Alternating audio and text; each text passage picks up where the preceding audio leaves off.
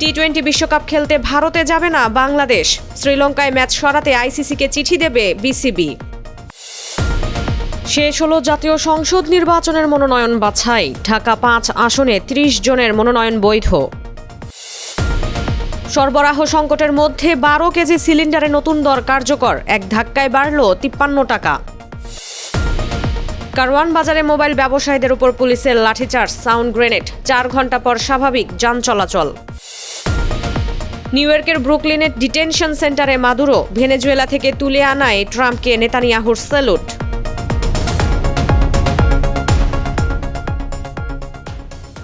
স্বাগত জানাচ্ছি the business স্ট্যান্ডার্ডের নিয়মিত আয়োজন টিবিএস রাত ৮টার সংবাদে। সঙ্গে আছি তামান্না খন্দকার। দেখছিলেন সংবাদ শিরোনাম, এবার বিস্তারিত। যেখানেই নিরাপদ লেনদেন সেখানেই টেলিক্যাশ। টেলিক্যাশ, নিরাপদ লেনদেন নিমিষেই। টি-20 বিশ্বকাপ খেলতে ভারতে না যাওয়ার সিদ্ধান্ত নিয়েছে বিসিবি। ৪ জানুয়ারি দুপুরে ১৭ জন বোর্ড পরিচালককে নিয়ে হওয়া সভায় এই সিদ্ধান্ত নেওয়া হয়েছে। মোস্তাফিজুর রহমানকে আইপিএল থেকে বাদ দেওয়ার পরিপ্রেক্ষিতে শনিবার রাতেও বিসিবি পরিচালকেরা অনলাইনে বৈঠকে বসেছিলেন। তখন বিসিবি পরিচালকদের বেশিরভাগই কঠোর পদক্ষেপ না নেওয়ার বিষয়ে পরামর্শ দিয়েছিলেন। তবে সরকারের মনোভাব জানার পর সিদ্ধান্ত বদলেছেন তারা। বিকালে ক্রীড়া উপদেষ্টা আসিফ নজরুলের এক ফেসবুক পোস্টে বিষয়টি নিশ্চিত করে লেখেন, বিশ্বকাপ খেলতে ভারতে যাবে না বাংলাদেশ। আজ এই সিদ্ধান্ত নিয়েছে বাংলাদেশ ক্রিকেট বোর্ড। ভারতের ক্রিকেট বোর্ডের উগ্র সাম্প্রদায়িক নীতির প্রেক্ষিতে গৃহীত এই সিদ্ধান্তকে স্বাগত জানাই। উগ্রপন্থীদের হুমকির মুখে মোস্তাফিজকে আইপিএল থেকে বাদ দেওয়ার পর থেকেই বিশ্বকাপে বাংলাদেশের ক্রিকেটারদের নিরাপত্তার বিষয়টি সামনে আসে।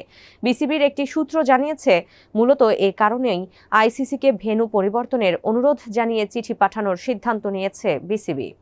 ত্রয়োদশ জাতীয় সংসদ নির্বাচনে মনোনয়নপত্র বাছাইয়ের কাজ আজ হয়েছে। ৪ জানুয়ারি রোববার নির্বাচন কমিশন ইসি সচিবালয়ে জনসংযোগ পরিচালক ও তথ্য কর্মকর্তা মোহাম্মদ রুহুল আমিন মল্লিক বলেন, মনোনয়নপত্র বাছাই শেষে সারা দেশে কতগুলো মনোনয়নপত্র বৈধ এবং কতগুলো বাতিল হয়েছে তা প্রকাশ করা হবে। নির্বাচন কমিশন সূত্রে জানা গেছে, ঢাকা জেলার ৫টি আসনে মনোনয়নপত্র জমা দেওয়া ৪৪ জনের মধ্যে ৩০ জনের মনোনয়নপত্র বৈধ ঘোষণা করা হয়েছে। এসব আসনে মনোনয়নপত্র বাতিল হয়েছে ১২ জনের। একজন প্রার্থী মনোনয়ন প্রত্যাহার করেছেন। আরেকজনের মনোনয়ন স্থগিত ঘোষণা করেছেন ঢাকা জেলা রিটার্নিং অফিসার মোহাম্মদ রেজাউল করিম। তফসিল অনুযায়ী আগামী বছরের ১২ ফেব্রুয়ারি সংসদ নির্বাচন অনুষ্ঠিত হবে। গৃহস্থালির রান্নার কাজে ব্যবহৃত তরলকৃত পেট্রোলিয়াম গ্যাস এলপিজির ১২ কেজি সিলিন্ডারের দাম জানুয়ারি মাসে এক ধাক্কায় ৫৩ টাকা বাড়ানো হয়েছে। এই সিলিন্ডারের দাম নির্ধারণ করা হয়েছে ১,৩০৬ টাকা, যা গেল ডিসেম্বর মাসে ১,২৫৩ টাকা ছিল। ডিসেম্বর মাসে দাম বেড়েছিল ৩৮ টাকা। এনার্জি রেগুলেটরি কমিশন ৪ জানুয়ারি রোববার এক বিজ্ঞপ্তি জারি করে বলেছে, সন্ধ্যা ৬টা থেকে এলপিজির ন্যূনতম দর কার্যকর হয়েছে। অবশ্য কমিশনের ঠিক করে দেওয়া দামে বাজারে এলপিজি পাওয়া যায় না। সরবরাহ সংকট থাকায় গত ১ মাস ধরেই প্রতি সিলিন্ডারে ৮০০ থেকে ১,০০০ টাকা বেশি রাখছেন বিক্রেতারা। বিইআরসির নতুন দর অনুযায়ী ভ্যাট সহ প্রতি কেজি এলপিজির দাম নির্ধারণ করা হয়েছে ১০৮ টাকা ৮৩ পয়সা, যা আগের মাসে ১০৪ টাকা ৪১ পয়সা ছিল। অর্থাৎ এক মাসে কেজিতে ৪ টাকা ৪২ পয়সা দাম বাড়ল।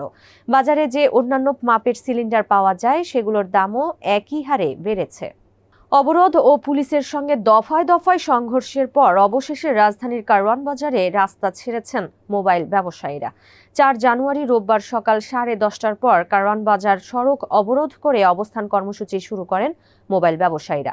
এরপর থেকেই মূলত পুলিশ তাদের রাস্তা থেকে সরাতে অভিযান শুরু করে। এ সময় পুলিশের সঙ্গে যোগ দেয় র্যাব ও সেনাবাহিনী। দফায় দফায় সংঘর্ষের পর দুপুর ২টার পর রাস্তা ছেড়ে যান ব্যবসায়ীরা। দীর্ঘ সময় গুরুত্বপূর্ণ এই সড়ক বন্ধ থাকায় দুর্ভোগে পড়েন যাত্রীরা। বন্ধ থাকার জেরে রাজধানীর অন্যান্য সড়কেও এর প্রভাব পড়ে। রামপুরা, মহাখালী, উত্তরাসহ বিভিন্ন এলাকায় দীর্ঘ যানজটের সৃষ্টি হয়। দেশের মোবাইল ফোন বাজারে অবৈধ ও আনঅফিসিয়াল হ্যান্ডসেট ব্যবহারে কার্যকর লাগাম টানতে সরকারের পূর্ব ঘোষণা অনুযায়ী ১ জানুয়ারি থেকে আনুষ্ঠানিকভাবে চালু হয়েছে national equipment identity register NEIR। এই ব্যবস্থার মাধ্যমে মোবাইল নেটওয়ার্কে ব্যবহৃত সব ফোনের IMEI নম্বর যুক্ত হচ্ছে জাতীয় ডেটাবেজে। বিষয়টি নিয়ে শুরু থেকে আপত্তি জানিয়ে আসছিলেন ব্যবসায়ীরা।